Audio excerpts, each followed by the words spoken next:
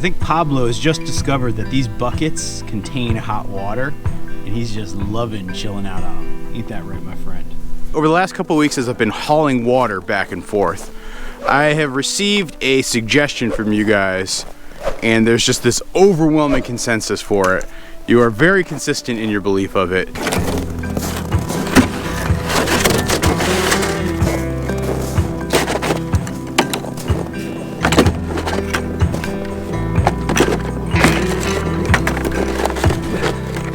So this sled can safely accommodate 4 buckets. What do you think, Lil? You think I'm gonna be able to do it? Am I gonna be able to pull these buckets on this sled? Let's give it a go.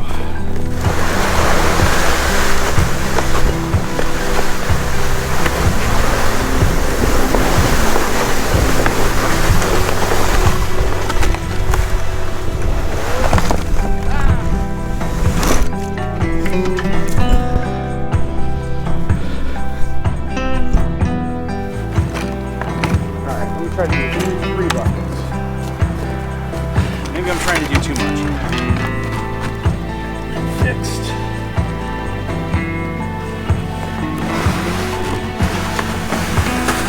Onward.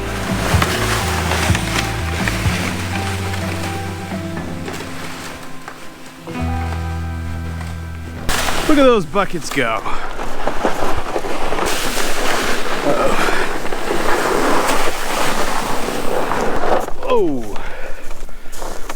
snowbank. I guess that wasn't so bad. I got 3 buckets up here pretty easily. I'm not so sure it was any easier than trying to carry them.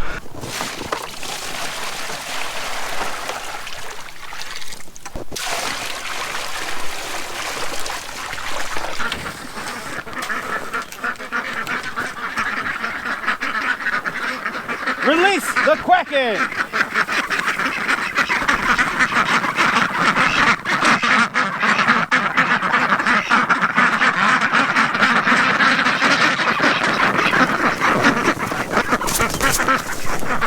Look at that. That's some happy ducks right there.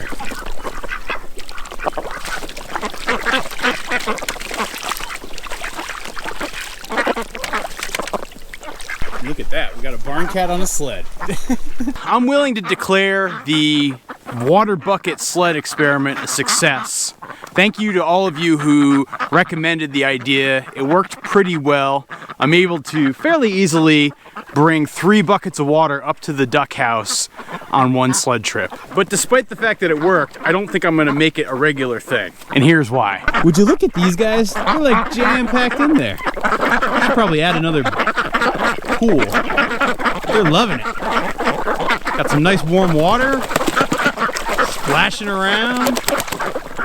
Ah, this is the life for them.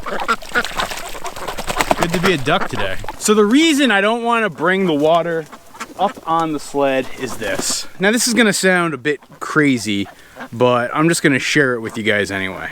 The task of carrying the water out to the ducks every day, where I've got these big buckets and I'm waddling along, bringing them over here in the freezing cold weather, trudging through the snow, it's difficult. The fact that it's difficult is good to me, because I find that challenge that I go through every day is part of the story I tell myself about my life. I'm a big believer in this idea that you live the narrative that you create. What you go through and how you frame it and the context you put it in and the challenges you face and the successes that you have, how you structure all of that, that's a really important part of making up who you are and your worldview. And I consider myself to be a person who, generally speaking, has a very optimistic worldview. And I feel like I attribute that worldview very much to the fact that it's structured in how I see myself in the world, how I see my struggles in the world, and the context that I put around it. Viktor Frankl, who, if you guys don't know him, he was a Holocaust survivor, and he faced some horrible, horrible suffering and was surrounded in suffering, but he emerged from the experience with this very incredible worldview. He wrote this book, Man's Search for Meaning. And in the book he wrote, and I quote, "When we are no longer able to change a situation, we are challenged to change ourselves." I've always personally found that quote to be an important one, because it really is about this idea that there's going to be so much in the world going on around that's impacting you and affecting your life and your family's lives, and there's not too much that you can do about it. But the only thing that you can control is how you react to those things and how you respond to that situation and how you put that situation into context. Good things will happen and bad things will happen. The only thing that you have control of is what happens in between here.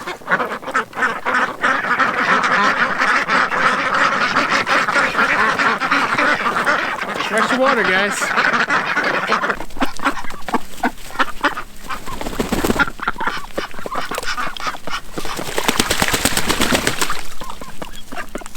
A while back, I also read this other book by a guy named Donald Miller. The book was called A Million Miles in 1,000 Years, and it's about this guy's experience of taking a book that he wrote, which was about his life, and adapting it for a movie. And when he was doing that, he learned all of these things about narrative and story structure and storytelling. Yet he also learned that when you think about your life as a story, it has a profound impact on the steps that you take and how you act in your life. Miller describes a story as the following. A character who wants something faces adversity to get it and then is changed as a result of the experience. If you think about that, that is very much what life is. We all have different goals and objectives in life. We all face adversity as we try to achieve those goals and objectives, and sometimes we get them and sometimes we don't.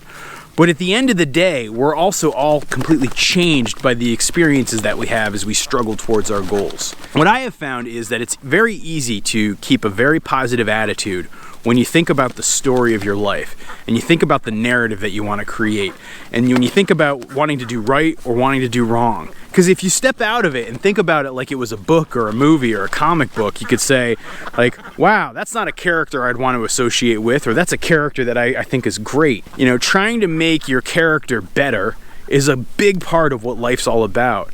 And usually the best way that you're doing it is having a character that's not focused on themselves, but focused on the world around them. If I look back on myself and I look at my life, I can recognize that there were times where I was very much a character who was focused on themselves, who was focused on living a life of comfort and ease.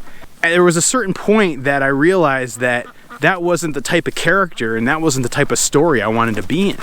And so as I've been working to try to make changes in my life and have been working to try to build the farm here, a big part of what I've been doing on a daily basis is saying, you know, what type of character do I want to be and what kind of story do I want this to be? Stories.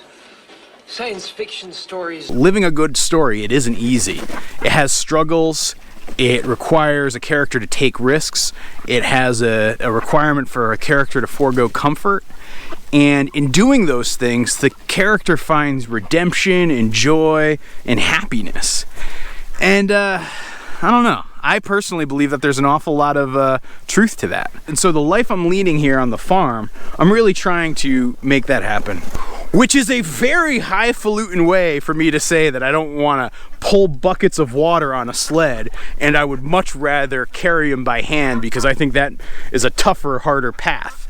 But the reason I do it is I actually cherish the exercise. I actually cherish the fact that it's like this morning meditation and celebration of a work ethic and what it means to really push forward.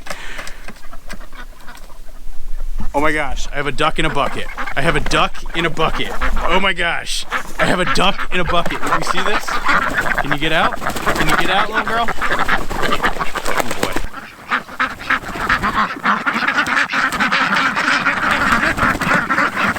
I got you, little girl. Come on, I'll help you out. Come on. There you go.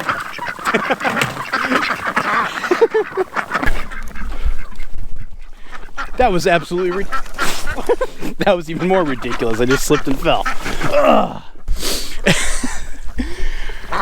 But see, right there, that right there, in just a split-second moment encapsulates exactly everything I want this farm to be about. It's like I want it to be about working hard and having some fun. That's the type of story it is. Something that has a little bit of heart, but also a bit of humor, and it is enjoyable.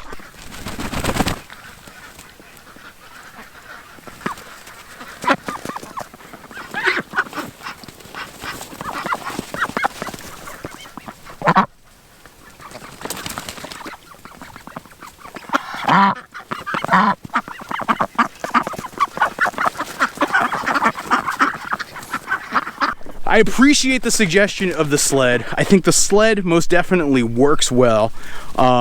Pretty well, I should say. But just, you know what? It's not for me. So that's the story I'm telling myself, guys, and I'm sticking with it. I hope you've enjoyed this latest installment of Goldshot Farm, where we are trying to tell a great story and build a farm here in Vermont. Thanks.